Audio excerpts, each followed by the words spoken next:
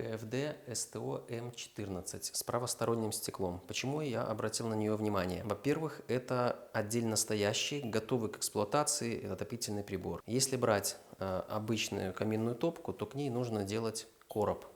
Варианты есть разные, но в любом случае это затратно, в любом случае это хлопотно и это занимает время. Здесь же мы получаем готовый к использованию отопительный прибор. Останется установить трубу, колено и подсоединить его. Если дымоход уже готов, это займет буквально час-полтора. В КФД СТО огромное стекло. Оно может быть фронтальное, может быть правое, как в этой модели, может быть левое. И есть еще вариант трехстороннего стекла. То есть мы получаем тоже преимущество по прекрасному обзору огня, как и в любой каминной топке. Давайте откроем, посмотрим, что внутри.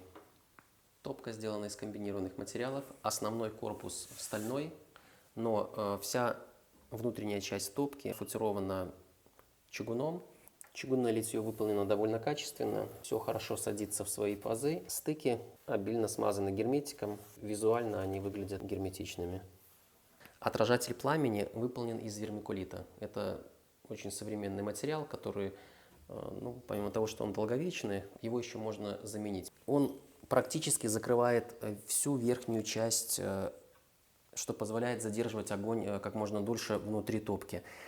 И кроме того, поскольку это теплоизолятор, он отражает температуру. В топке создаются более высокие температуры, которые способствуют чистому горению. И огонь уходит в трубу не сразу, а ударяется в верхнюю вермикулитовую плиту. И чтобы выйти в дымоход, у него есть два отверстия, слева и справа. Отверстия довольно маленькие, то есть огонь долго задерживается внутри. В комплекте с печкой идет такое приспособление незамысловатое из нержавеющей стали. Используется этот крючок для того, чтобы удобно было вынимать колосник для обслуживания печи. Так выглядит колосник. Есть его маркировка, в случае чего можно без проблем заменить. Зольный ящик такой довольно компактный, то есть чистить его придется довольно часто. Инструкция, есть чертеж, как правильно установить печь, как подключить к дымоходу, все безопасные отступы. И когда мы поднимаем зольный ящик, у нас видна регулировка. Регулируется печь всего лишь одним рычагом. И весь объем воздуха, который поступает в каменную топку, он поступает через нижнее отверстие.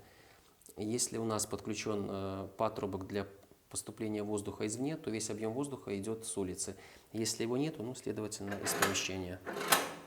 Печь довольно мощная. Производитель заявляет ее номинальную мощность 14,3 кВт.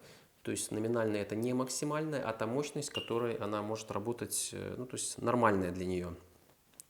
КПД 79,3%. По классу энергоэффективности эта печь относится к классу А. То есть ее буквально чуть-чуть она не дотягивает до А+.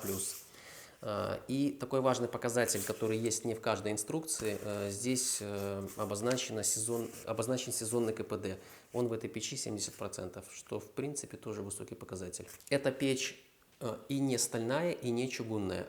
Ее можно назвать комбинированная. Это большой плюс, потому что если бы она была чугунная, выполнить ее в такой сложной конфигурации, как сделана эта печь, было бы гораздо сложнее. Если бы она была стальная, то все-таки сталь, она менее долговечна.